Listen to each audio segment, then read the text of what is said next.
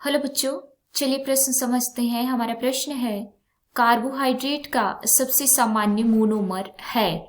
हमारा पहला विकल्प है ग्लूकोज, दूसरा विकल्प है सोडियम क्लोराइड, तीसरा विकल्प है जल तथा हमारा चौथा विकल्प है ऑक्सीजन। आइए समझते हैं। बच्चों, सबसे पहले हम अपने प्रश्न की मुख्य अवधारणा को समझेंगे।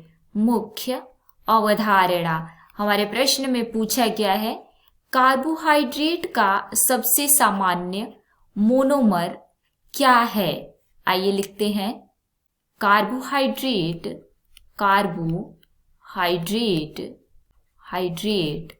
का सामान्य मोनोमर कौन सा है समझेंगे। आइए लिखते हैं बच्चों कार्बोहाइड्रेट।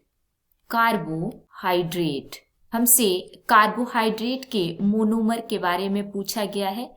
मोनोमर का अर्थ होता है बच्चों मोनोसैकेराइड। मोनोमर को हम मोनोसैकेराइड भी कहते हैं, मोनोसैकेराइड। और जो कार्बोहाइड्रेट का सबसे सामान्य मोनोमर है उसको हम ग्लूकोज कहते हैं, ग्लूकोज। बात करें ग्लूकोज की, तो ग्लूकोज के मोनोमर से डाइसैकेराइड्स,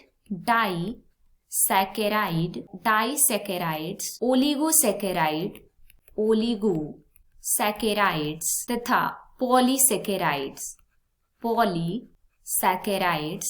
ये सभी ग्लूकोज के मोनोमर से मिलकर बन सकते हैं। इसीलिए कार्बोहाइड्रेट का सबसे सामान्य मोनोमर ग्लूकोज होता है।